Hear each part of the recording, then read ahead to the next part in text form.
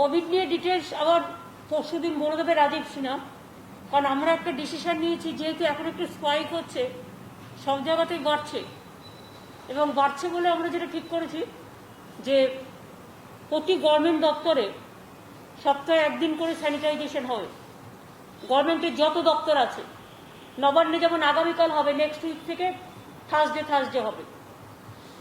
আর প্রাইভেটেরও যারা আছেন, private office থেকে শুরু করে সব, তাদের কাছেও আমাদের একটা রিকোয়েস্ট থাকবে যে আপনারাও সপ্তাহে একটা দিন স্যানিটাইজ করুন।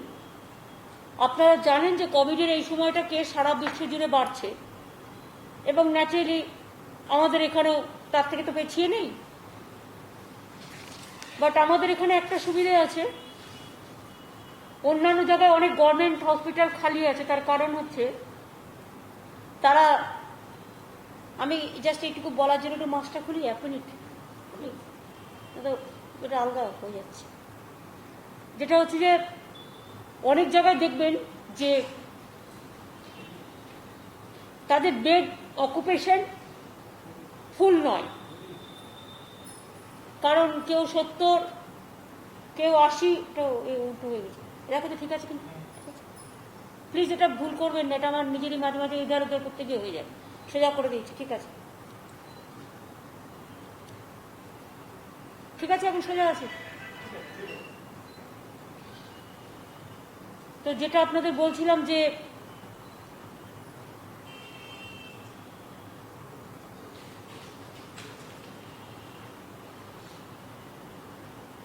অন্যান্য জায়গায় গভর্নমেন্ট হসপিটালের ইনফ্রাস্ট্রাকচার খুব একটা আমাদের মতো ভালো নয়, এবং সেখানে মানুষ যেতে পছন্দ করে না, পরিষ্কার পরিচ্ছন্ন ততটা নয়।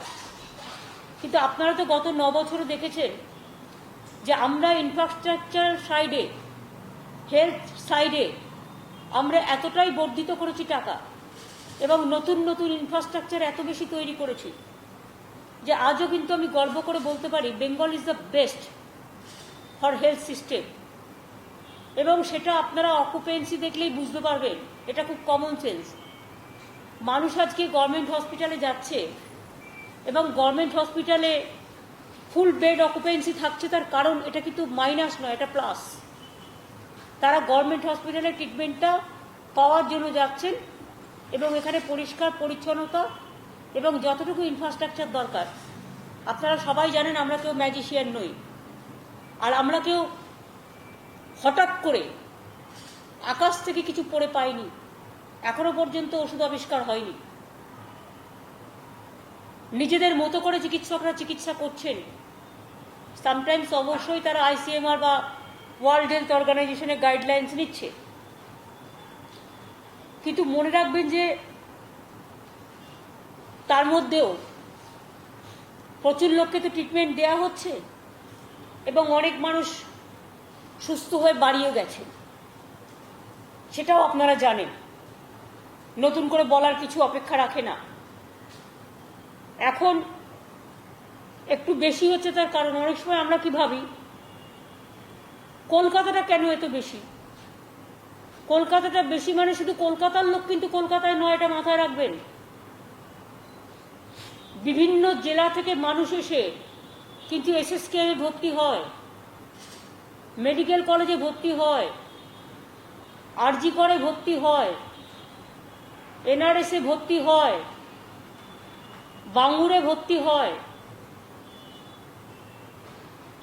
এবং এই যে হসপিটালগুলো আছে, বেলেঘাটা ID থেকে শুরু করে সমস্ত হসপিটাল, রাজারহাট থেকে CNCI থেকে শুরু করে বিভিন্ন প্রান্তরের মানুষ এসে ভর্তি হন। ফলে কলকাতায় এত মানুষ দেখানো মানে এরা সবাই কলকাতা, তা কিন্তু আইডিয়াটা ভুল। কলকাতা সিটিতে এত লোক আক্রান্ত হয়নি, কিন্তু কলকাতা হসপিটালে যারা ভর্তি আছেন, কলকাতায় যারা টেস্টিং করেছেন, কলকাতায় যারা অ্যাডমিটেড আছেন, তাদের নাম্বারটা ধরে একসাথে আমরা কলকাতা বলছি, কলকাতার হসপিটালগুলোকে নিয়ে। এটা মাথায় রাখবে। হাওড়ায় যেমন হসপিটাল আছে সঞ্জীবনী বা হাওড়া জেনারেল হসপিটাল, এখন হাওড়া হচ্ছে কোলাঘাটের বর্ডার, কোলাঘাট থেকে কেউ এসে পেশেন্ট এসে হাওড়ায় ভর্তি হয়ে গেল বলে কেসটা কিন্তু কোলাঘাটের নয়, এই হাওড়ার নয়, এটা মাথায় রাখবেন। যেমন হুগলিতে অনেক সব বর্ধমানের লোকও ভর্তি হয়। পাশাপাশি জেলা, একটা জেলা থেকে আর একটা জেলায়, উত্তর 24 পরগনা দেখুন না, উত্তর 24 পরগনা এক জেলা থেকে আরেক জেলাতে ভর্তি হয়, সুতরাং এগুলো তো সিস্টেমের মধ্যেই পড়ে। তবে আমরা মনে করি যে এখনো পর্যন্ত আমাদের অ্যাক্টিভ কেস যেটা আছে 12,747, কারণ এই কেসে যারা ভর্তি হয় তাদের টাইমটা বেশি লাগে, 14 দিন, 15 দিন, 21 দিন এরকম একটা লাগে। ফলে বেডটা তো সেই সময় বুক থাকছে ওই অ্যাক্টিভ কেস হিসেবে। একটা আমরা করতে পারি কিনা ভাবা উচিত, যেটা আমি অলরেডি আমাদের হাই পাওয়ার টিমকে বলেছি, সিএস নিজে দেখে, হোম সেক্রেটারিরা সবাই মিলে, হেলথ সেক্রেটারিরা দেখেন, যে যেখানে হয়তো আমার পেশেন্ট ভর্তি আছে 21 দিন হয়নি, 14 দিন হয়নি, অ্যাজ পার দ্য গাইডলাইন্স। এই গাইডলাইন্সটা প্রথমের দিকে ছিল, তখন কিন্তু সংখ্যা কম ছিল। এখন যখন সংখ্যা বাড়ছে, যদি কোনো পেশেন্ট পজিটিভ থেকেও ভালো হয়ে যায়, তাহলে আমার মনে হয় তাকে সে ব্যাপারে রিভিউ করে ডাক্তারদের সিদ্ধান্ত নেওয়া উচিত। তাহলে কি হবে, কিছু বেড খালি হয়ে যাবে এবং সেই বেডে আবার নতুন পেশেন্টরা ভর্তি হতে পারবে। এটা যেন না হয় যে আমি একটা বেড পেয়ে গেছি বলে আমি 1.5 মাস ভর্তি থাকলাম সেখানে, আর আমার জায়গায় 4টে লোক ফিরে গেল, তার কারণ তার জায়গা নেই। জায়গাটা তো আকাশ থেকে আসবে না, জায়গাটা যে জায়গা আছে তার মধ্যেই তৈরি করতে হবে। এর মধ্যে তৈরি তো কম হয়নি, তার মধ্যেও প্রাইভেট হসপিটালগুলো বাড়াচ্ছে। আজকে যেমন উডল্যান্ডস আমাকে বলেছে যে ওরা কিছু বাড়াচ্ছে, দিশান আর একটা বিল্ডিং বাড়াচ্ছে। আমাদের এদিকে আমরিটাকেও আমরা বলেছি, ঢাকুরিয়াটাকে ইমিডিয়েট খুলতে দিয়ে দিয়েছে, বাট সিস্টেম করে করলে ওখানে 300-400 বেড আমরা আরও এক্সট্রা পেয়ে যাব। তারপরে আমাদের ওই যেটা গেছিল, আমরা ইসলামিয়া হসপিটালটা নিয়ে নিচ্ছি, ওটা একটু রেডি করতে যা টাইম লাগবে, ওখানে 300-400 বেড পাওয়া যাবে। আমাদের আরেকটা হচ্ছে আজকে যেটা শান্তনুদা করলো, হ্যাঁ, এনআরএসে আরও 110 বেড বাড়ানো হলো। তাছাড়াও নতুন এনআরএসে নতুন হলো, নতুন কোভিড হসপিটাল 110টা বেড ওরাও বাড়ানোর কথা বলেছেন। এটাই তো শান্তনু দিয়েছিল তো। হ্যাঁ, আরেকটা ডেন্টাল কলেজ বিল্ডিং আছে, আরামের ডেন্টাল কলেজ বিল্ডিং, ওটাও কোভিডে কনভার্ট হয়ে যাচ্ছে। তার মানে আমরা কিন্তু এইগুলো সব মিলে যদি দেখি, তাহলে আমরা আরও অন্তত 3,500-4,000 বেড এর মধ্যে আমরা বাড়াতে পারবো, যেটা আমি আপনাদের বললাম। সেফ হাউস যেমন আমাদের অনেকগুলো আছে, সারা বাংলায় প্রচুর আছে। আমরা চাই না কেউ সেফ হাউসে থাকুক, তারা বাড়িতে থাকুক, ভালো থাকবেন। সেফ হাউসে রাখতে বাধ্য হচ্ছি আমরা, তার কারণ যাদের একদম জায়গা নেই, যাদের গাদাগাদি করে থাকতে হয়, তাদের জন্য সেফ হাউস কিন্তু হসপিটাল নয়। কিন্তু একটা কথা আমি চ্যানেলে সবাইকে বিশেষ করে বলবো, কারণ নিউজটা তো ফার্স্ট আপনারা ঘন্টায় ঘন্টায় করছেন, কাগজ নয় পরের দিন বেরোচ্ছে। এটা খুব মানবিক প্রশ্ন। যদি আপনাদের মনে হয় আমি ভুল, আপনারা আমাকে you can ask me the question. Sorry, আমি একটু মাস্ক খুললাম, তার কারণ কন্টিনিউয়াস পড়ে থাকলে একটু প্রবলেম হয়। জাস্ট আমি এখানে কেউ নেই বলে দুজন দূরে আছে। সেটা হচ্ছে যে ধরুন সাপোজ আজকে আমি শুনলাম প্রতিদিনের যে অফিসটা আমাদের দিয়েছে সেফ হাউস করবার জন্য সায়েন্স সিটির কাছে, সেখানে অনেক মানুষ আছে, টাইম মতো খাওয়া দাওয়া দেওয়া হচ্ছে, চেষ্টা হচ্ছে যতটা পারে গভর্নমেন্ট, মায়ের দেওয়া মোটা কাপড়ের মতো। কিন্তু একটা কোয়েশ্চেন আপনাদের কাছে আমি জিজ্ঞেস করি, একটুতেই কেউ কেউ ওখান থেকে বেরিয়ে গিয়ে রাস্তায় বসে পড়ছে, তাহলে তো সেটা অসুস্থই নয়।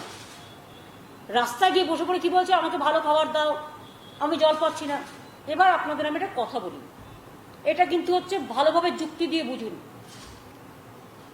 সাপোজ আমার বাড়িতে আমার দুটি মেয়ে আমার সাথে থাকে,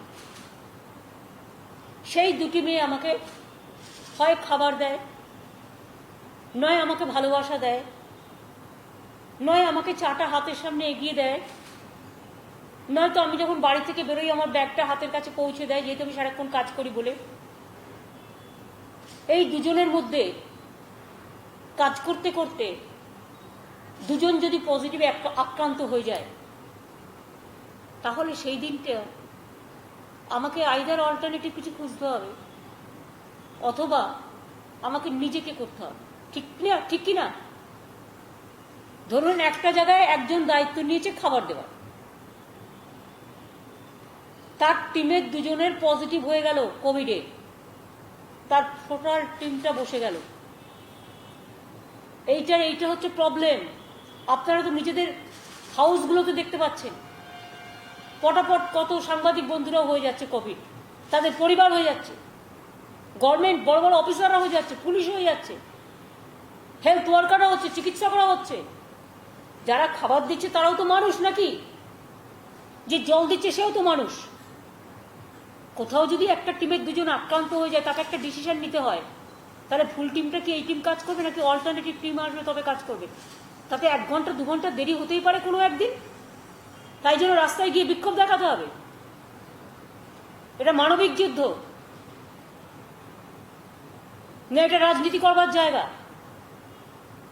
না, এটা অতি উৎসাহী আন্দোলনের জায়গা। আন্দোলন আমাকে শেখাবেন না, আমি আন্দোলন করেই এসছি এখানে। আমার বাড়িতে যদি সবার কোভিড হয়ে যায়, আমার দায়িত্ব আমি তাদের রান্না করে খাওয়াবো, আমি অফিসের কাজও করবো, ঘর পরিষ্কারও করবো, সবটাই করতে হবে। এটা এইভাবে ভাববার চেষ্টা করুন। আপনার কেন একটু খাবার পেতে দেরি হলো, কেন দেরি হলো, কারণটা খুঁজে দেখেছেন? কারণটা এইভাবে হয়ে যাচ্ছে। ধরুন আজকে আপনার কাগজের অফিস সেট আপ করছে, 10 জনকে 10টা জেলায় দায়িত্ব দিয়েছে, তার মধ্যে 4 জন যদি আপনার কোভিড হয়ে যায়, সেই 4টে সেট আপ কিন্তু বদলাতে হবে। সেই বদলাতে গেলে আপনাকে আবার একটা অপশন বের করতে হবে। সেই কাজটা যে সবাই পারবে তা নয়, সেই কাজটা করার মতো লোকও দরকার। এই জিনিসগুলো আমি বলবো একটু বুঝুন। গভর্নমেন্ট মানে গভর্নমেন্ট ভগবান নয়, গভর্নমেন্ট মানে শুধু বাংলার গভর্নমেন্টটাই ম্যাজিশিয়ান নয়, শুধু সব দোষ বাংলার গভর্নমেন্টের, যে গভর্নমেন্টে সবচেয়ে বেশি কাজ করে। বিনা পয়সায় রেশন, বিনা পয়সায় চিকিৎসা, বিনা পয়সায় মাস্ক, বিনা পয়সায় স্কুল, বিনা পয়সায় পড়াতে গেলে তার খরচাটাও, কবরে গেলেও বিনা পয়সায় খরচাটা, বিয়েতেও টাকা, স্কলারশিপেও টাকা। আর কত করবে বলতে পারেন? আর কোথা থেকে টাকাটা আসবে? 40-45 লক্ষ লোককে পেনশন দেয় যে গভর্নমেন্টটা, যে গভর্নমেন্টটা আজ পর্যন্ত টিচারই বলুন, সরকারি কর্মচারী বলুন, এত ফাইন্যান্সিয়াল ক্রাইসিস থাকা সত্ত্বেও সেন্ট্রাল গভর্নমেন্ট কিছু দেয়নি। আমরা কিন্তু একদিনের জন্য কারো মাইনে কাটিনি বা বন্ধ করিনি, চেষ্টা করছি চালিয়ে যাবার। এইটুকু সহযোগিতা তো করবেন। কোথাও একটু দেরি হয়ে গেলে কেউ তো ইচ্ছা করে করেনি, একটা পরিবেশের জন্য, একটা পরিস্থিতির জন্য। ভাই আমফান, একটা অত বড় ঝড় দুর্যোগ হয়েছে, তার বাড়িঘর সব ভেঙে গেছে, সে যদি বলে আমি এক্ষুনি ফিরে যাব, তার ফিরে যাবার মতো পরিস্থিতিটা হলে তো সে ফিরে যাবে। অতগুলো লোক, লক্ষ লক্ষ লোক চলে আসে, 1 কোটি 1.5 কোটি লোক বাইরে শেল্টারে হাসছে, তারা কত সহ্য করে বলুন তো? আর যারা আমরা সবকিছু সামনে পাই, হাতের মুঠোর সামনে, তারা আমরা একটুও টলারেট করতে পারি না। কালকে আমি রাত্রে শুনেছি বাঙুরে চিকিৎসকরা কাউকে কাউকে সাজেস্ট করেছেন যে আপনারা ভালো আছেন, বাড়িতে থাকুন। কেন বলেছি জানেন? এখনো জেনে রাখবেন, বাড়িটা আমাদের সুইট হোম। গভর্নমেন্ট হাসপাতালে অত ইনফেকশন নেই, কিন্তু 50 জন এক জায়গায় থাকলে কিছু না কিছু ইনফেকশন বেরোয়। কিন্তু বাড়িতে থাকলে অনেক ভালো থাকা যায়, যদি সে রোগীটাকে ডাক্তার মনে করে। এটা তো আমাদের হাতে নয়, we are not the experts. Doctor যদি দেখে বলে পেশেন্টটা বাড়িতে থাকা ভালো, মোটামুটি সুস্থ আছে, তাহলে সে কি বলবে যে না আপনার কথা আমি শুনবো না, আমি এখানে থাকলাম, আমি এখানে রইলাম, বলে যুদ্ধ করতে শুরু করলো? যুদ্ধটা কার বিরুদ্ধে করছে? আমরা তো যুদ্ধটা কোভিডের বিরুদ্ধে করছি। আপনারা পলিটিক্যালি যুদ্ধটা আমাদের বিরুদ্ধে কেন করছেন? এই যুদ্ধটা শুধু হেলথ ডিপার্টমেন্টের যুদ্ধ নয়, শুধু পুলিশের যুদ্ধ নয়, রাস্তাঘাট পরিষ্কার করে যারা তাদের যুদ্ধ নয়, আশার মেয়েরা ঘুরে বেড়াচ্ছে জীবনকে বাজি রেখে শুধু তাদের যুদ্ধ নয়। যুদ্ধটা কিন্তু আজকে আমাদের যৌথ পরিবারের সবার। আপনি আপনার জায়গা থেকে খবর করছেন, লড়াই করছেন, যুদ্ধ করছেন, you are also a Covid warrior. আমি আমার জায়গা থেকে করছি, হয়তো আমি টাকাটা নিলাম না, বা আমি হয়তো সম্মানটা পেলাম না, মানুষের সম্মানই আমার সম্মান। আমিও I am also front runner. Alapan Bandyopadhyay home secretary সকাল থেকে রাত পর্যন্ত ডিউটি করছে, he is also Covid warrior. Chief secretary ঘরবাড়ি বলে সকাল থেকে রাত পর্যন্ত করছে, সহকর্মীরা থেকে পুলিশ থেকে শুরু করে সবাই, চিকিৎসক নার্স সবাই, ল্যাব থেকে শুরু করে যারা সব টেস্ট করে, এমনকি যারা ডেড বডিগুলো নিয়ে যায়, ক্রিমেশন করে, হসপিটালে পেশেন্ট নিয়ে যায়, কাঁধে করে নিয়ে যায়। একটু ত্রুটি হলে আপনারা কেউ কেউ এমন ব্যবহার করছেন, আর কিছু কিছু পলিটিক্যাল পার্টি গেল রব তুলছেন। একবারও ভেবে দেখান তো কি দিতে পেরেছেন আপনারা? আজকে বড় বড় কথা বলছেন, কি দিতে পেরেছেন? কি দিয়েছেন? আমরা তো ভেবেছিলাম অন্তত 10,000 ভেন্টিলেটর মেশিন পাবো গভর্নমেন্ট অফ ইন্ডিয়া থেকে। আমরা তো ভেবেছিলাম অক্সিজেন সিলিন্ডার পাবো। আমরা তো ভেবেছিলাম ফ্রি ড্রাগস পাবো, ফ্রি পিপি পাবো। কি দিয়েছেন? যা দিয়েছেন কিচ্ছু নয়। খালি হাতে কাজ করতে হয়েছে। শুধু খালি হাতে তালি বাজালে হয়ে গেল? নয় ঢোল, নয় তালি, নয় ফুপু বাসি, হয়ে গেল? আজকে মানুষের এই বিপদের দিনে আজকে বলুন তো কবে থেকে টানছি আমরা? আমি এই কথাগুলো বলছি খুব দুঃখের সাথে। আমার কথা ভুল হলে anybody can ask me the question or clarification. সেই মার্চ মাস থেকে টানছি। মার্চ হয়ে গেল, এপ্রিল হয়ে গেল, মে হয়ে গেল, জুন হয়ে গেল, জুলাই, এরপর আসছে আগস্ট, বর্ষাকাল। একদিকে এটা, অন্যদিকে ডেঙ্গু টেঙ্গু নানা রকম অন্যান্য উপসর্গও আসে। তো আপনারা বলুন তো, একটা গভর্নমেন্ট, আর তারও তো একটা লিমিটেশন আছে, কতটা করতে পারে সে সবার সহযোগিতা না পেলে? সেই জন্যই তো বলছে সাধারণ মানুষকে এটাকে ইনভলভ হতে হবে, এবং সাধারণ মানুষের সচেতনতাই মনে রাখবেন এই লড়াইয়ে আমরা জিতব।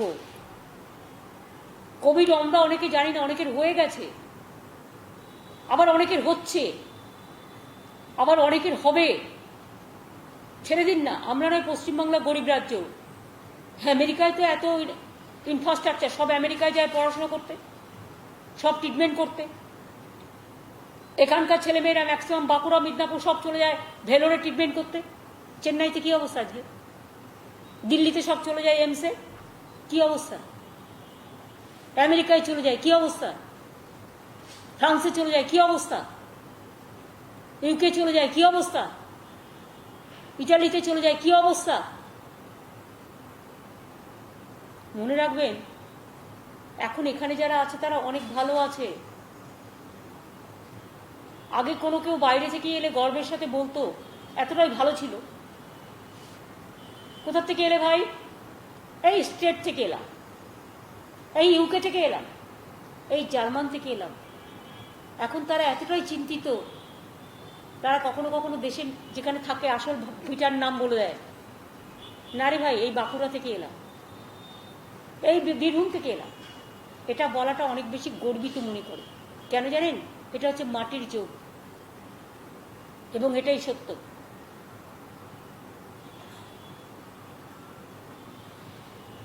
তাই বাড়লেও বাড়াটাকেও আমাদের নিজেদের ম্যানেজ করতে হবে।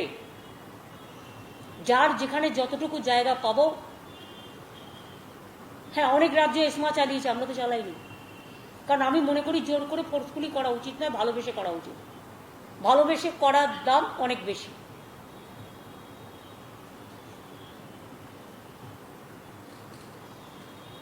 প্যান্ডামিকের নাম বলে নানা রকম আইন করা হচ্ছে, সারাক্ষণ একটা রাজ্যকে গালাগালি দেওয়া হচ্ছে। কেন? না তো 1 বছরের মধ্যে তাকে ইলেকশন ফেস করতে হবে বলে। ভাই ইলেকশন যখন হবে তখন দেখে নেব। ইলেকশনে তো এ থেকে জেড এজেন্সি নিয়ে আপনারা আসবেন, এখন থেকেই তো সব আমন্ত্রণ আসা শুরু হয়ে গেছে, নিমন্ত্রণ আমন্ত্রণ, এগুলো আমরা বুঝি। বাট সবসময় পলিটিক্স করবার চেষ্টা করবেন না প্লিজ, দয়া করে। বাংলায় যা আছে তাই দিয়ে আমরা ভাগ করে নেবো যদি আমরা সবাই ভালোভাবে করতে পারি।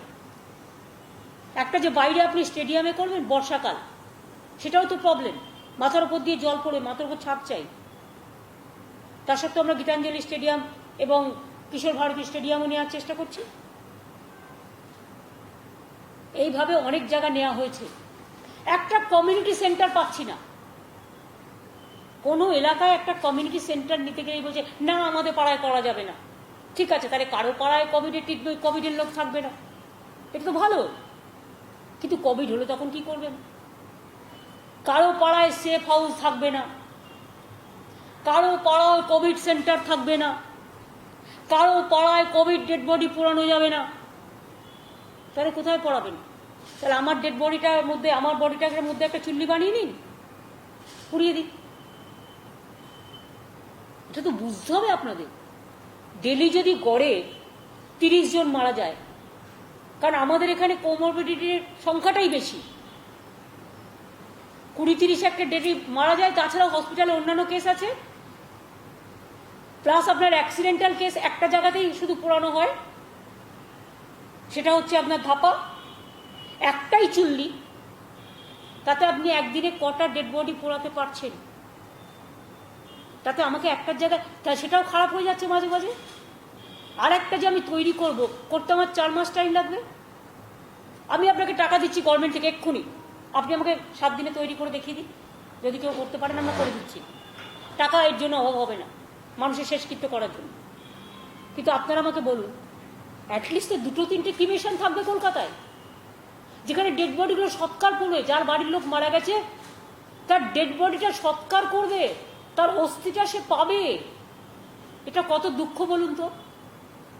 একে তো সে ডেড বডি, আমরা তো ব্যবস্থা করে দিয়েছি 8 ঘন্টা তাকে দেখা, তার পরিবারকে দেখার, ক্রিমেশনে অংশগ্রহণ করবার এবং অস্থি নেওয়ার।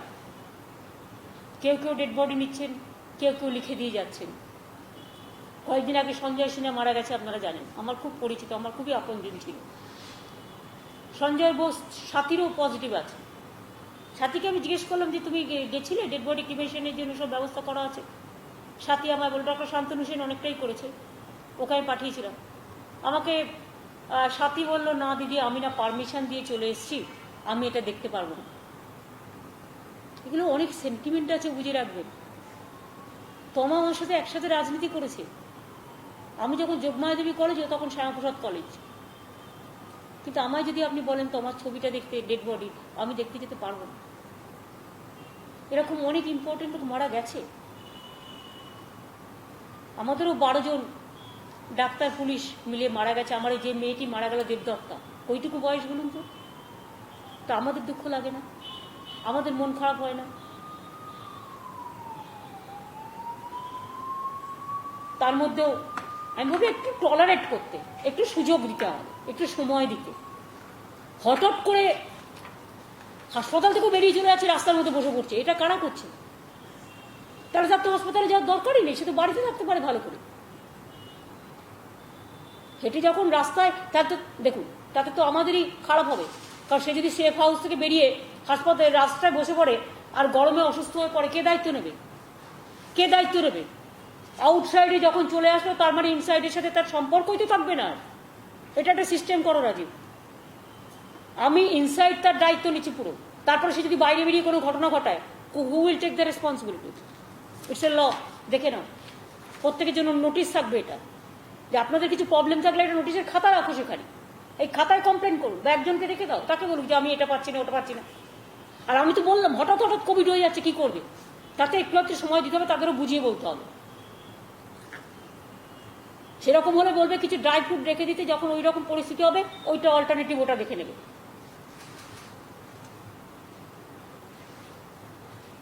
অনেক দুঃখে এবং সহমর্মিতার সাথে কথাগুলো বললাম, কারণ এগুলো প্র্যাকটিক্যাল এক্সপিরিয়েন্স। আপনারা আমায় দেখান তো, সারা ভারতবর্ষ যেগুলোতে চলছে, রেগুলার কটা লোক অফিস করে, কটা চিফ মিনিস্টার, কটা প্রাইম মিনিস্টার, কটা মিনিস্টার। মিনিস্টাররা তো কয়েকজন অফিস করছে, মাত্র কদিন হলো, কজন করে? কটা চিফ মিনিস্টার ডেলি অফিস করে, কজন অফিসাররা করে? তার মধ্যে মনে রাখবেন আমাদের স্টেট কিন্তু এক্সেপশনাল অলওয়েজ। নিন্দে করতে হয়, আপনি করলেন সেটা আলাদা ব্যাপার। আজকের পর্যন্ত, সরি গতকাল পর্যন্ত, তাই তো, টোটাল অ্যাক্টিভ কোভিড কেস আমাদের কাছে এখনো 12,747 আছে। তার কারণ ডিসচার্জটা একটু কমে গেছে। আগে 66-67% হয়ে গেছিল, এখন যেহেতু একটু ইনফেকশনটা বাড়ছে সেহেতু এটা 60.6% হয়েছে। ফলে লোককে আমার বেশি হাসপাতালে রাখতে হচ্ছে তারা যতক্ষণ পর্যন্ত স্টেবল না হচ্ছে। আমাদের টোটাল ডেথ কিউমুলেটিভ 1000, যেটা আউট অফ 1000, 815 জন কিন্তু কমরবিডিটি ডেথ। 815 জন, যারা সারি কেস বলে নাকি, সারির পরে একদম কমরবিডিটি। ওটা একটু বুঝিয়ে বলে দাও তো, এটা বলে দাও তো। আপনারা জানেন যে আমাদের এখানে যে কেসগুলো রয়েছে সেটাতে কালকে বুলেটিনে যেটা আমরা দিয়েছি যে মোর দেন 82% কেসেস যেটা আছে সেটা কোমরবিডিটি রয়েছে। 81.5% দাবি ছিল। এই কোমরবিডিটি আপনারা সবাই জানেন, নতুন জিনিস কিছু জানেন।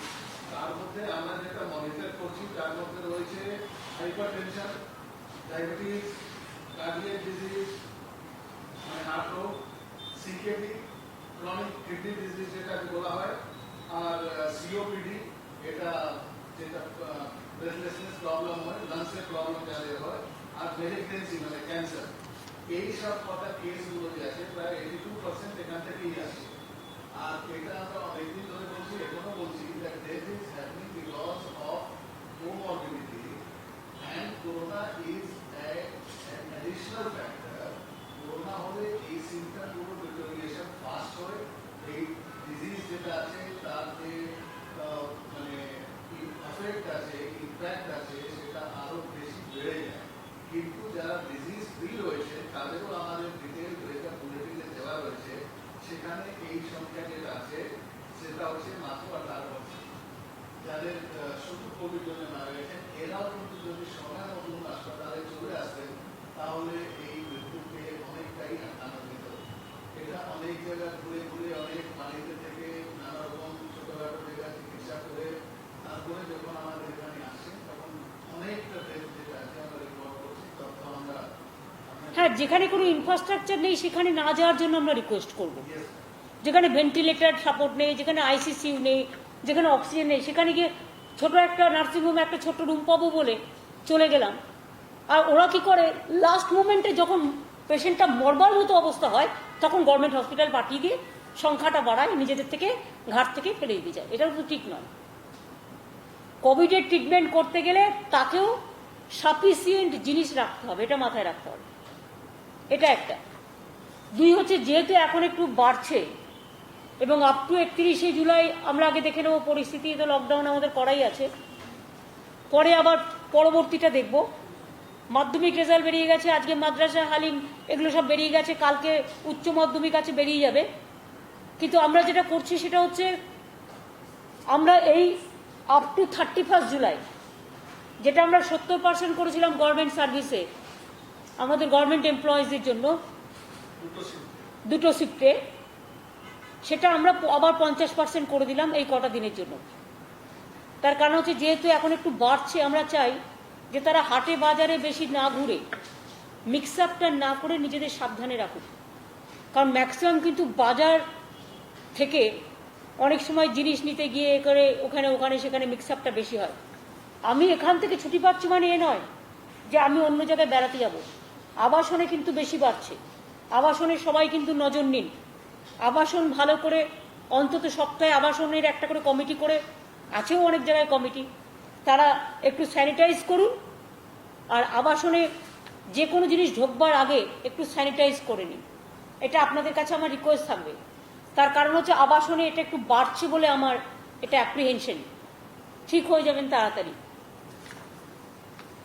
আর একটা হচ্ছে আমরা ওয়ার্ক ফ্রম হোম যেটা আছে সিস্টেম, যেখানে এই সুযোগটা আছে সেখানে তাদের বলছি, প্রাইভেট হোক আর গভর্নমেন্ট হোক, ওয়ার্ক ফ্রম হোমের সুযোগটা দেওয়ার জন্য।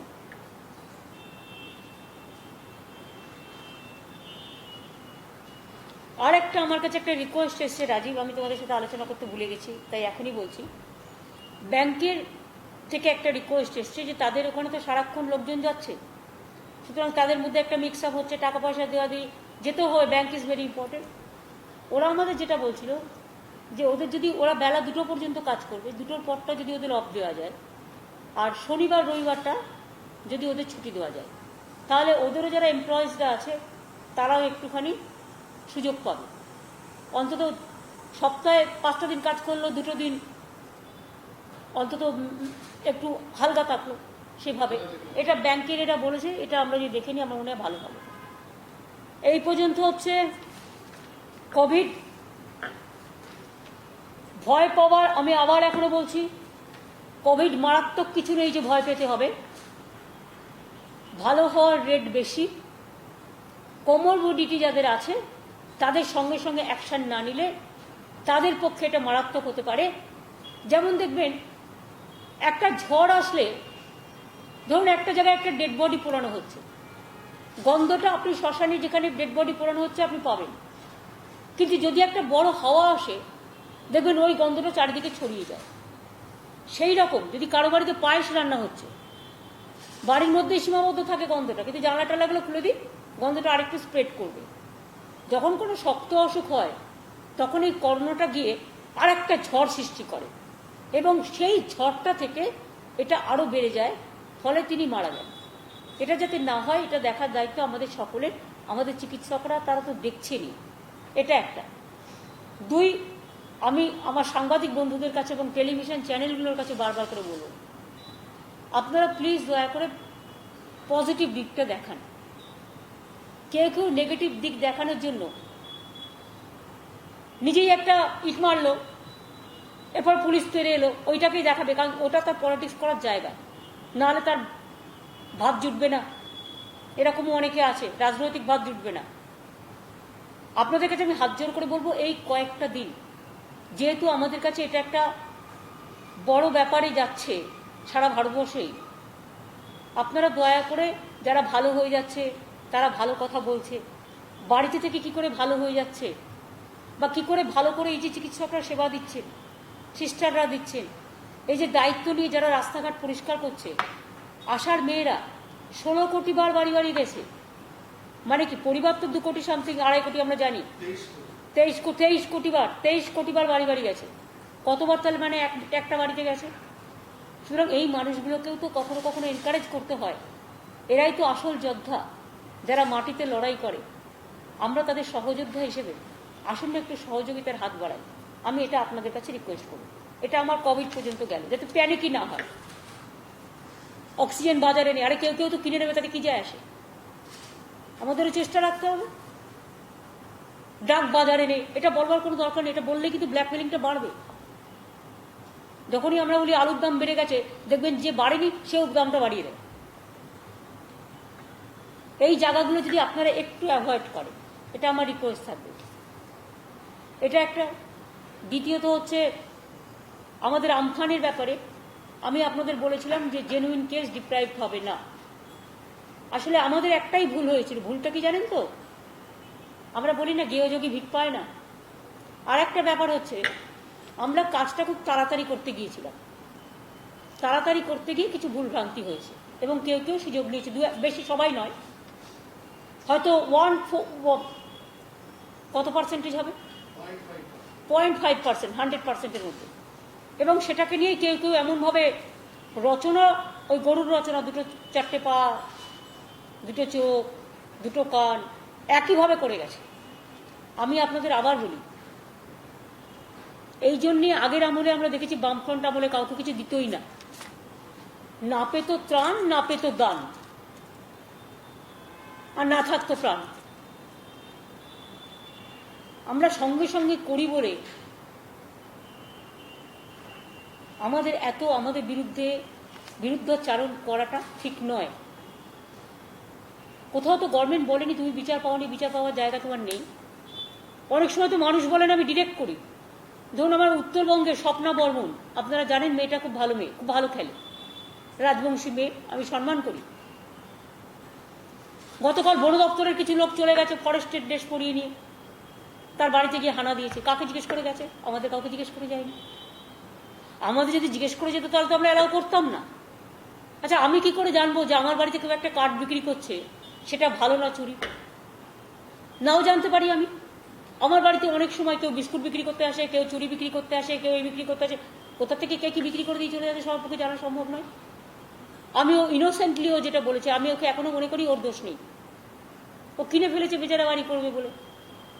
কিন্তু আপনারা কি কখনো জানতেন এই ঘটনা? আমি কালকে একটা ছোট্ট কাগজে বেরোনো দেখেই, আমায় কিন্তু কেউ বলেনি, আমি নিজে ওকে ফোন করি এবং আমি নিজে ফোন করে ওর সাথে কথা বলি এবং কথা বলে বলি, স্বপ্না তুমি চিন্তা করো না, তোমার একটা কাগজ দিয়ে গেছে তো, ওটা আমরা সব সলভ করে দেবো, তোমার চিন্তা করার কোনো কারণ নেই, তুমি নিশ্চিন্তে থাকো। সঙ্গে সঙ্গে সিএসকে ইনস্ট্রাকশন দিই এবং এই ছেলেটিকেও, যে বন দপ্তরের অফিসার গেছিল, তাকেও আজকে শিফট করে দেওয়ার কথা, ট্রান্সফার করে দেওয়ার কথা বলা হয়েছে এবং ব্যাপারটাও রিজলভ করে দেওয়া হবে। আমাদের নলেজে আসলে আমরা সঙ্গে সঙ্গে এটা দেখে নিই। নলেজ তো আমার আনতে হবে। কয়েকটা জায়গায় হয়েছে নলেজ এসছে তার অনেক বেশি, মানে কেউ কেউ রাজনীতি করেছে অনেক বেশি, নিজেরা তো জীবনের লোককে এক পয়সা দিয়ে সাহায্য করেন, তাই তার রাজনীতি করার এটা সময়। তার কারণ একদিকে কোভিড সামলাবে, একদিকে মানুষকে সাহায্য করবে, একদিকে খনি সামলাবে, একদিকে আইলা সামলাবে, একদিকে আমফান সামলাবে। দেবার কেউ কিছু নেই, বড় বড় ভাষণ দেওয়ার আছে। মনে রাখবেন, তারপরেও আমরা একটা কোয়ারি করেছি আপনাদের কাছে, আমরা বলেছিলাম জেনুইনরা ডিপ্রাইভ হবে না। এখন সবার চোখে আমি জেনুইন ধরতে পারবো না, যেটা অ্যাডমিনিস্ট্রেশনের চোখে রিভিউ করে হয়েছে।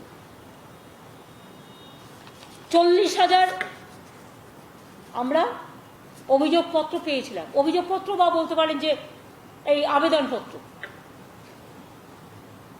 জানাজানি হওয়ার পর, তাই তো? এই 40,000-এর মধ্যে 26,000 ডিএম-এর লিস্টেই ছিল। অনেকে আছেন হড়বড় করতে গিয়ে দেখতে পায় না, ভাবে আমারটা বাদ হয়ে গেল, বাদ হয়ে গেল, বাদ হয়ে গেল, আগে থেকে চিৎকার করে শুরু করলো, কাকে কান নিয়ে পালালো। 26,000 ডিএম-এর লিস্টেই ছিল এই 40,000-এর মধ্যে। 6,000 আমরা নতুন করে করছি, কারণ এটা আমাদের মনে হয়েছে 6,000 আমরা রিভিউ করে দেখেছি তারা ডিপ্রাইভ হয়েছে এবং তাদের দেওয়া হচ্ছে, 3 দিনের মধ্যে ক্যাম্প করে দিয়ে দেওয়া হবে। আর 6,000 রিজেক্ট করে দেওয়া হয়েছে, তার কারণ এদের প্রয়োজন নেই, এরা মিথ্যে অ্যাপ্লিকেশন করেছিল। Is it clear?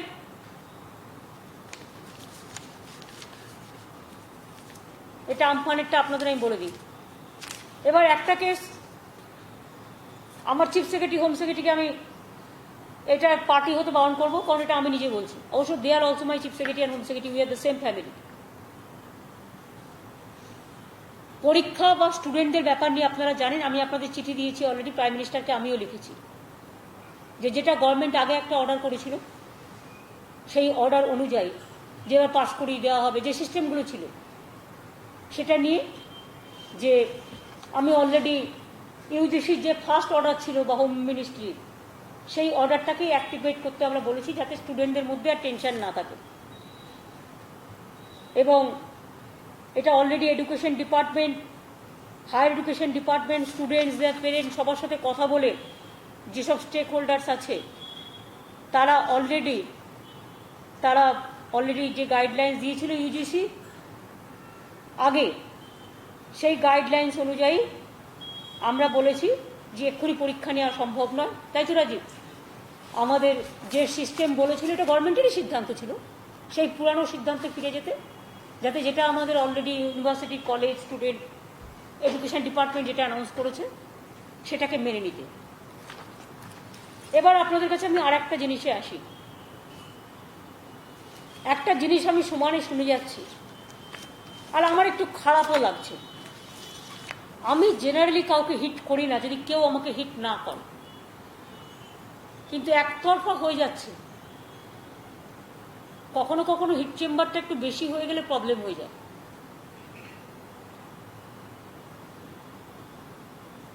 কালকেও মাননীয় রাজ্যপালের সাথে আমার, দেখুন, কারো মেসেজ বা কারো টুইট কেউ কাউকে দেখা এটা নিশ্চয়ই উচিত নয়। আমিও দেখাই না, আপনারাও দেখেন এবং আমরাও দেখাই না, এটা আমাদের ভদ্রতা। বাট আমি শুনলাম সকালবেলায় মাননীয় রাজ্যপাল মহাশয় বলেছেন যে আমি নাকি ওনার চিঠির উত্তরই দিই না, ওনার চিঠির উত্তর দিইনি ওই একটাই সাবজেক্টে। একটা সাবজেক্টে কবার কথা বলা যায় বলুন তো? আমার এডুকেশন মিনিস্টারকে আমি পাঠিয়েছিলাম কথা বলার জন্য, আমার এডুকেশন সেক্রেটারি গেছিল, চিফ সেক্রেটারি নিজে কথা বলেছেন। রাজ্যপালের পদের মর্যাদা আমরা জানি, আমরা আশা করি আমরাও যারা ইলেক্টেড গভর্নমেন্ট আমাদের পদের মর্যাদাটাও তাদের জানা উচিত। যে চেয়ারের যা গৌরব, সেই গৌরবকে আমরা সবসময় সম্মান করি, কিন্তু আমরাও আশা করি মিনিমাম কার্টিসি। একজন রাজ্যপাল কখনো কোনো পলিটিক্যাল পার্টির মতো কথা বলতে পারেন না, because that is not desirable in our constitution. যেহেতু আজকে সকালবেলায় কথাটা উনি বলেছেন অফিসিয়ালি, আমাকে কোনো প্রেস থেকে জিজ্ঞেস করা হয়েছে, আমি জেনারেলি বলি না, বাট বলা হলো যে আপনি নাকি চিঠির উত্তরই দেন না, বলা হলো যে আপনি নাকি ওনার সাথে কথাই বলেন না, উনি এসব কমপ্লেন করছেন। আমি কোনো কমপ্লেন করছি না ওনার বিরুদ্ধে, বিকজ কমপ্লেন করা is not my habit. But একটা কথা নিশ্চয়ই আপনাদের আমি বলবো, যে ইস্যুটা নিয়ে উনি কথা বলছেন, এক সেকেন্ড,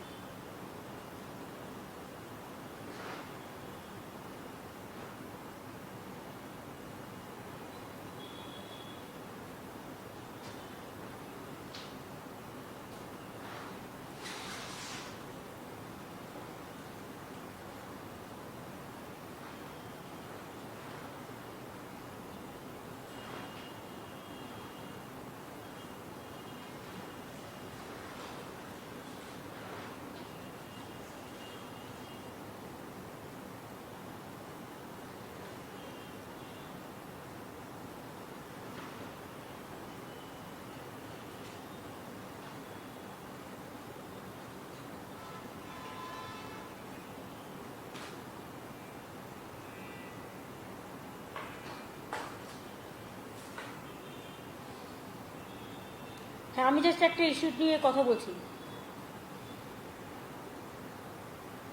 যেটা আপনাদের বলেছে সকালে, আমরা নাকি চিঠির উত্তর দিই না, this and this and this. দেখুন, উনি আমাকে অনেকগুলো মেসেজ করেছে, আমি মেসেজটা আপনাদের পড়ে শোনাবো না, কারণ ইট ওয়ন্ট লুক নাইস।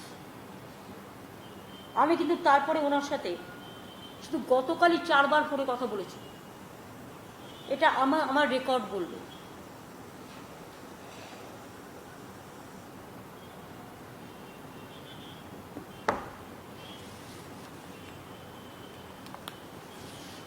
অনারেবল গভর্নরের সাথে ওই একটা ইস্যুতে দেখুন কমিউনিকেশন কতগুলো আমরা করেছি গভর্নমেন্টের পক্ষ থেকে।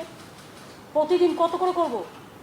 সকাল থেকে কোভিড সামলাবো, না সকাল থেকে ওনার প্রত্যেকটা কোয়ারি যেন আমরা সবাই চাকর বাকর, আমরা মাইনে দিয়ে কাজ করছি, আর আমাদের প্রতি মুহূর্তে প্রতিটা কোশ্চেনের উত্তর দিতে হবে।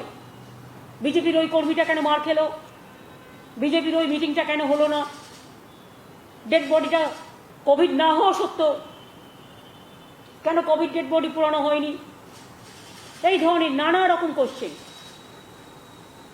পোস্টমর্টম হবার আগেই পলিটিক্যাল মার্ডার কি করে হলো, এগুলো হচ্ছে উত্তর। এত উত্তর দেওয়ার পরেও বলছে আমরা নাকি কমিউনিকেশন করি না, উত্তর দিই না। চিফ সেক্রেটারি থেকে শুরু করে, হোম সেক্রেটারি থেকে শুরু করে কতবার গিয়ে মিট করেছে, কতবার করেছে, আর কতবার করেনি জিজ্ঞেস করুন। আমি এটা আপনাদের দেখাচ্ছি এই কারণে, অন্য কোনো কারণে নয়। একটা সরকার সারাক্ষণ কাজ করবে না, একটা সরকার সকাল থেকে রাত পর্যন্ত দিল্লির 10টা minister, cabinet secretary, home secretary, home মিনিস্ট্রির রোজ একটা করে নতুন ল, 4টে-5টা করে উইদাউট এনি কনসেন্ট। আজকেও তো দেখলাম এয়ার ইন্ডিয়ার লোকেদের নাকি 5 বছর করে ছুটি দিয়ে দিচ্ছে উইদাউট পে। এই আবার কি, আমি কোনোদিন শুনিনি। তার মানে এখানে কোনো কনস্টিটিউশন কাজ করবে না। কালকে আমি আমার গভর্নমেন্ট এমপ্লয়িজদের বলে দেবো যে 5 বছর ছুটি নিয়ে চলে যাও, মাইনে পাবে না, উইদাউট লিভ, উইদাউট মানি। এটা কি হচ্ছে কি দেশে? সারাক্ষণ কাজ করবো না, কর্ম করবো না। আর আপনার সাথে ভাইস চ্যান্সেলরদের কনফারেন্স হবে কি না হবে এডুকেশন ডিপার্টমেন্ট তো জানিয়ে দিয়েছে, রোজ রোজ এক কথা কতবার। আর এটা এডুকেশন ডিপার্টমেন্টের ব্যাপার। এডুকেশন ডিপার্টমেন্টও তো আপনিও চিঠি দিয়েছেন বারবার করে, একই চিঠি আমাকেও দিয়েছেন, চিফ সেক্রেটারিকেও দিয়েছেন, এডুকেশন ডিপার্টমেন্টকেও দিয়েছেন, অল ভিসিদেরও দিয়েছেন, ভিসিরাও আপনাকে রিপ্লাই দিয়েছে। এটা তো হয়নি যে আপনাকে রিপ্লাই দেয়নি, ভিসিরাও তো রিপ্লাই দিয়েছে। দিয়ে আইন কোট করে কি বলেছেন, আইন কোট করে বলেছেন ভিসিরা, যেটা আমি এইটুকু শুধু আপনাদের পড়ে শোনাচ্ছি। 2017 সালে একটা আইন হয়, অ্যাসেম্বলিতে পাস হয়। আমি যদি ভুল বলি হোম সেক্রেটারি এবং চিফ সেক্রেটারি আমাকে কারেক্ট করবেন। 17 সালে একটা আইন পাস হয় অ্যাসেম্বলিতে, এবং তারপরে গভর্নর এটাকে সম্মতি দেয়, তখন একটা রুল করার কথা বলা হয়। সেই রুলটাই 2019-এ হয়। সেই রুল অনুযায়ী কি বলছে দেখুন, আমি শুধু পড়ে দিচ্ছি, আর কিছু না, বাদবাকিরা ভিসিরা বলে দিয়েছেন। The 2017 Act and the 2019 rules as on date remain in force, and they can be neither set aside nor kept in abeyance by any authority save and except a competent court of law. Any act undertaken by any authority, including the Chancellor or Vice Chancellors, in respect of any matter covered by the 2017 Act and or the 2019 rules, and which are contrary to the said 2017 Act or 2019 rules, are ex officio illegal, void ab initio, and a nullity. আলাপন তাই তো, আরেকবার আলাপন করে দিচ্ছে না, করে দাও, তোমার কাছে আছে তো? হ্যাঁ, বললেন the 2017 Act and the 2019 rules as on date remain in force, and they can be neither set aside nor kept in abeyance by any authority save and except a competent court of law. Any act undertaken by any authority, including the Chancellor or Vice Chancellors, in respect of any matter covered by the 2017 Act and or the 2019 rules, and which are contrary to the said 2017 Act or 2019 rules, are ex specie illegal, void ab initio, and a nullity. এবার আপনাদের আমি একটা কথা বলি। তাছাড়া আরেকটা কথা এসছে, উনি আমাদের মহামান্য রাজ্যপাল মহাশয়, সকাল থেকে রাত অবধি মনে হয় প্রতিবার ওনাকে আমাদের প্রণাম করতে যেতে হয়। সময় পেলে সেটাও করতাম, কারণ আমরা সব চাকর বাকর তো, ইলেক্টেড লোকেরা এখন সব চাকর বাকর হয়ে গেছে। সরি টু সে, আমি উইথ মাই অল রেসপেক্ট এবং মাই হাবমেল সাবমিশন একটা কথা বলতে চাই। উনি বলেছেন বাচ্চাদের ভর্তি হতে গেলে নাকি টাকা দিতে হয়। উনি জানেন না গত 2 বছর আগে অনলাইন হয়ে গেছে অ্যাডমিশন, তাই তো? বেঙ্গলে অ্যাডমিশন অনলাইন করি আমরা। উনি প্রথমে নিজের ইউপির দিকে তাকিয়ে দেখুন, একটু বিহারের দিকে একটু তাকিয়ে দেখুন, অন্যান্য রাজ্যের দিকে একটু তাকিয়ে দেখুন। জামিয়া মিলিয়া থেকে শুরু করে জেএনইউ থেকে শুরু করে স্টুডেন্টদের সাথে কি বিহেভিয়ার তারা করে। এমনকি আমাদের এখানেও দেখেছেন প্রেসিডেন্ট যাদবপুর ইউনিভার্সিটিতে ছাত্রছাত্রীদের সাথে তার কোন পর্যায়ে গেছিল। আমরা তো এসব করি না, আমিও তো এখানে আছি। বলুন তো আপনারা যারা আমাকে রেগুলার দেখছেন, আমি তো লুকিয়ে বেড়াই না। আমি কদিন কলকাতা বিশ্ববিদ্যালয়ে ভিসিকে ডিস্টার্ব করতে গেছি, আমি কদিন যাদবপুর বিশ্ববিদ্যালয়ে নিজের পাওয়ার দেখাতে গেছি, আমি কদিন বিশ্বভারতীতে গেছি, ইভেন সেটা বেঙ্গলের জুরিসডিকশনে, আমি কদিন প্রেসিডেন্সিতে গেছি, একবার ইনভিটেশনে গেছিলাম, আপনারা জানেন প্রবলেম হয়েছিল, আমি তাও শান্তিপূর্ণভাবে করে বেরিয়ে চলে এসেছিলাম। যাদবপুরে আমি শুধু একটা হাঙ্গার স্ট্রাইক মেটাতে গিয়েছিলাম। কলকাতা বিশ্ববিদ্যালয় নজরুল মঞ্চে ওরা আমাকে ডিলিট দেওয়ার জন্য ডেকেছিলেন, উইথ ফুল রেসপেক্ট। আমি নিজে কলকাতা বিশ্ববিদ্যালয়ের ছাত্রী, আমি সম্মানিত বোধ করেছিলাম, আমি গেছিলাম। একবার নজরুল ইসলাম বিশ্ববিদ্যালয়ে গিয়েছিলাম চুরুলিয়ায়। কোথায়? আমাকে তো সবাই ডাকে, কিন্তু আমি কখনো বিশ্ববিদ্যালয়ের কোনো ব্যাপারে ইন্টারফেয়ার করি না।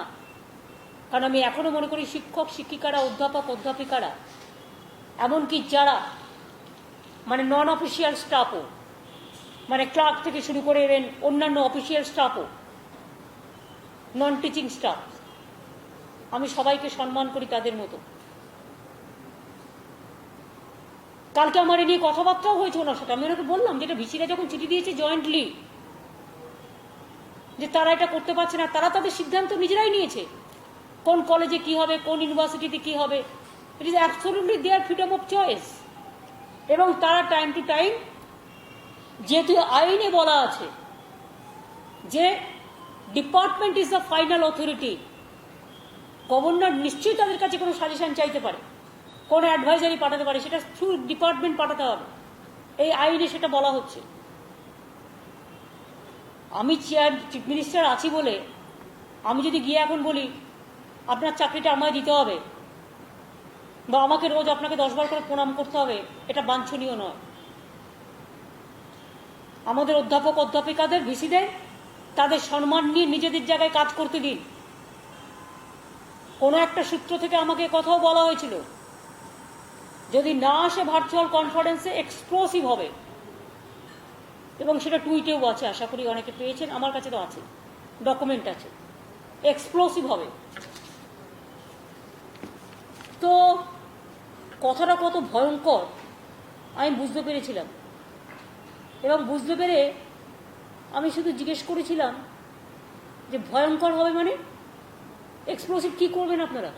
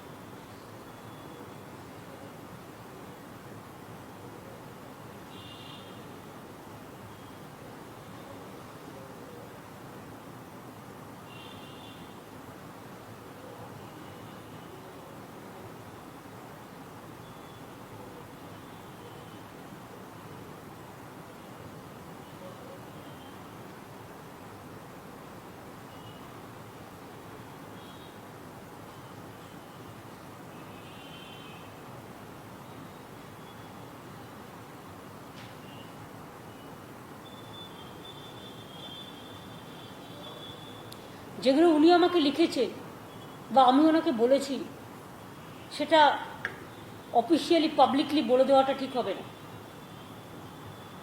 এমনকি ভিসিদের তারা ট্রেড ইউনিয়ন করছে, এ ধরনের কথাও বলা হয়েছে।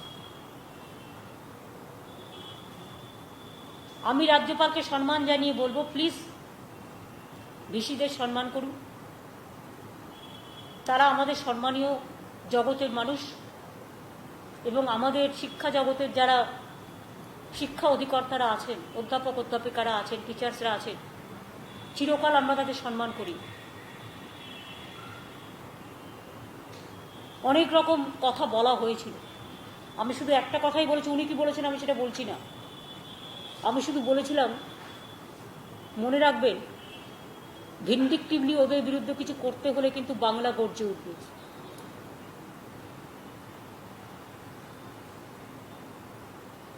বাংলার একটা আন্দোলনের ধারা আছে। বাংলা একটু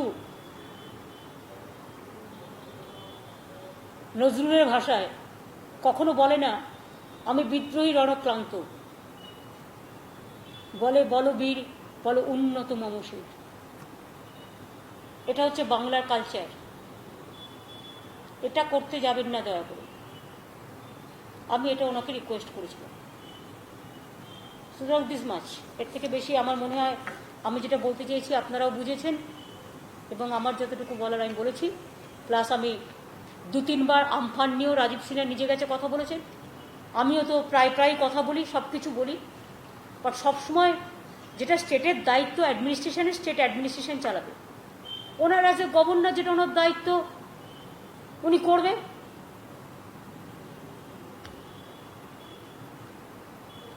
আর সারাক্ষণ উনি যাবেন এখানে আর্মির হেলিকপ্টারে, কাল যাবেন ঘুরতে। এখন আমায় নাকি অ্যাডমিনিস্ট্রেটিভ রিভিউ মিটিংয়ের ব্যবস্থা করতে হবে। চিফ সেক্রেটারি বলবেন আইনটা কি, আমি আইন অনুযায়ী কাজ করি। রাজেশ্বরাও মারা গেছে, আমরা সকলে দুঃখিত, আমরা তার পরিবারকে সবই সাহায্য করেছি। উনি যেতেই পারেন তার বাড়িতে আর্মি হেলিকপ্টার চড়ে, তাতে আমার কোনো আপত্তি নেই। বাদবাকি law will take its own course. As per law, we will abide by the constitution. গভর্নমেন্টের যে রেসপন্সিবিলিটি আছে গভর্নমেন্ট করবে, ওনার যে রেসপন্সিবিলিটি উনি করবেন। আমি এখনো বলবো শুভ বুদ্ধির উদয় হোক। একটু বেশি বাড়াবাড়ি হয়ে যাচ্ছে। আমি কিন্তু পলিটিক্স কম দিন করছি না। আমি কিন্তু শিক্ষা মিনিস্টার হিসেবে কাজ করিনি কখনো। আমিও কিন্তু রেল মিনিস্ট্রির মতো মিনিস্ট্রি চালিয়ে এসেছি 2 বার। আমি অনেকগুলো বাজেট প্লেস করেছি। আমি রেল মিনিস্ট্রি থেকে শুরু করে, কোল মাইন্স থেকে শুরু করে, উইমেন চাইল্ড থেকে শুরু করে, ইউথ অ্যান্ড স্পোর্টস থেকে শুরু করে 7 টার্মস এমপি ছিলাম, 2 টার্মস এমএলএ হয়ে চিফ মিনিস্টার গিরিও করেছি। আমি স্ট্যান্ডিং কমিটির চেয়ারম্যানও ছিলাম। সারা জীবন আমার কিন্তু সারা ভারতবর্ষ ঘুরে কাজ করবার অনেক অভিজ্ঞতাও হয়েছে। এবং আমরা সাধারণ মানুষ বলে এবং সহ্য করি বলে, সহ্য যেন ভাষাকে দংশিত না করে, সহ্যের ভাষা যেন তাতে স্পন্দন থাকে। যদি অসহ্যের ভাষা, সরি এটা আমি একটু চেঞ্জ করছি, অসহ্য ভাষা ভাষার দংশন করছে, যে ভাষার দংশনে আমরা লজ্জিত, আমরা মর্মাহত, এই জিনিস বন্ধ হোক, এটা আমি চাই। আর তা নাহলে গায়ের জোরে যদি কেউ কিছু করতে যান, let us fight the battle politically, democratically, and of course with the people peacefully. People is ready to give you the reply. Thank you. এটুকুনি আমার ছিল। এরপর আপনাদের কিছু থাকলে বলুন। সুমন মনে বলছি, সেটা হচ্ছে আপনি যখন রাজ্যপাল নিয়ে বলতে রাজ্যপাল আরো একটা বিষয় যেটা পঞ্চানন বর্মা ইউনিভার্সিটি ভিসিকে তিনি শোকজ করেছেন, কারণ উত্তর ভিসি এখনো দেননি, তাই বলছে ডিসমিস করা হোক। উনি ডিসমিস করার কে না, প্রথম কথা হচ্ছে উনি কবে শোকজ করেছেন? গতকাল।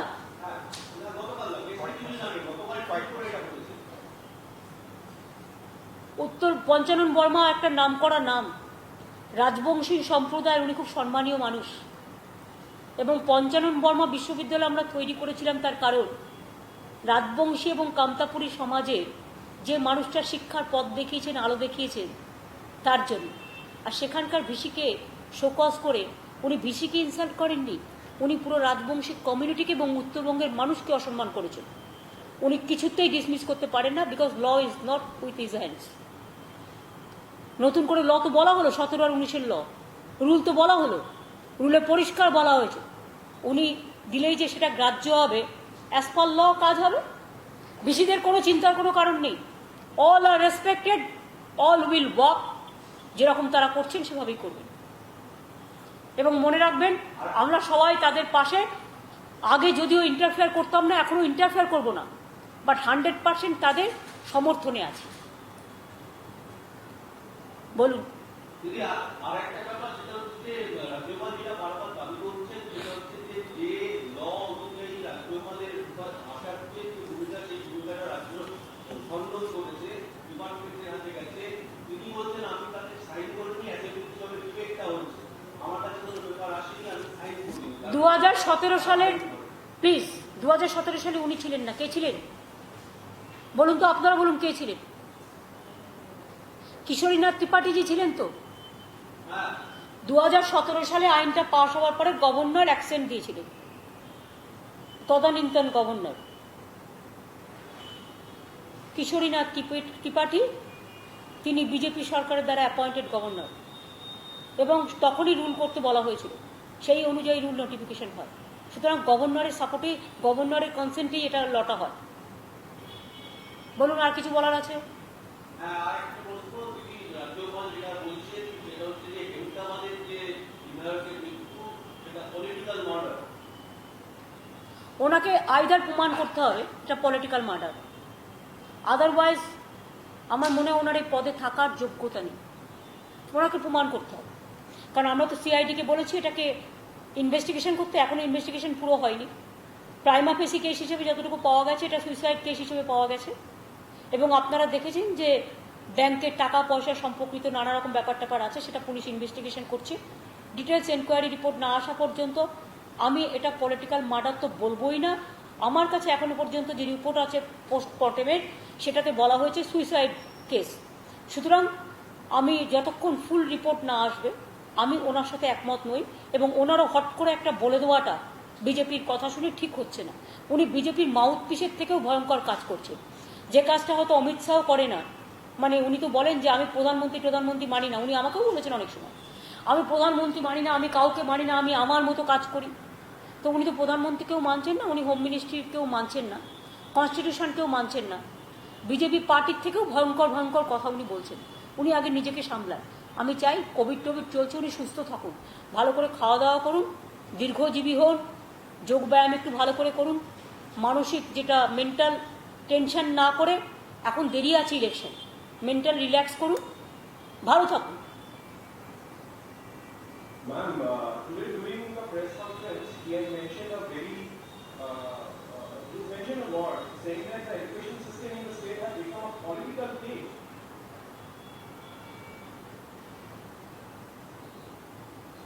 Do you think he's a constitutional post portfolio holder, or he's talking just like a politician, more than politicians? West Bengal education system is number one. Who said no? Don't compare with West Bengal to any other state. How many Nobel laureate Bengal have got? What they are doing in Nalanda University, Amartya Sen is just out. What they are doing for Jamia Millia, what they are doing for JNU, what they are doing for other university. Even PTI, you know also what message they have given to you, because you have done some critical news against of them. So what music you are facing now? So we will not take any lesson from them.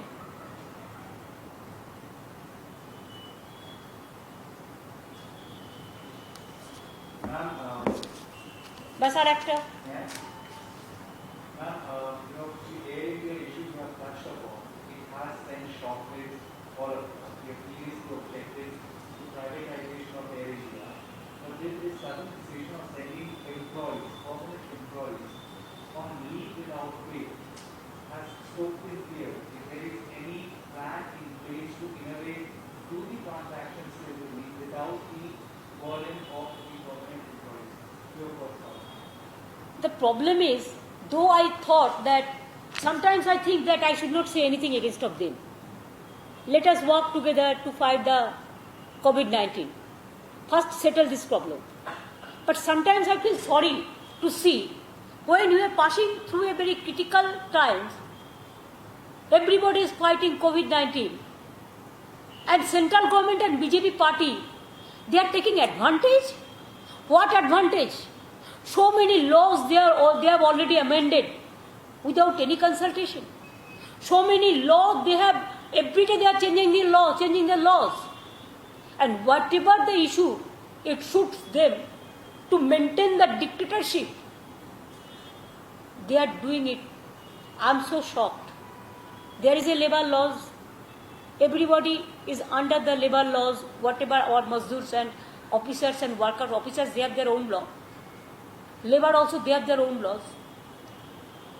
Do you want to bulldoze all the employees? How do you bulldoze all the employees? 5 years no pay.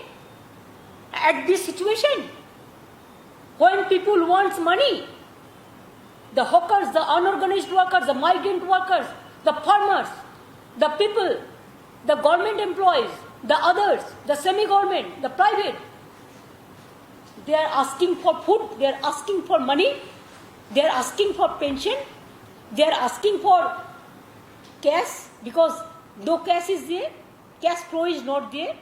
Even the economists, the senior economists are also telling that give money to the people. What they give only at the time of election to some pockets. They should be ashamed how they can snatch the service from the employees from Coal India. They say FDI 100%. They said railway, they are going to FDI railway. They said BSNL is also going to be just closed down. They said like this Air India, what they said today. Bank also suddenly they merger. Now my headquarters is gone to Chennai. Even they never thought that the state there must be a lead bank. Their headquarters must be on that state to deprive the privilege for the poor people, common people. I'm really shocked.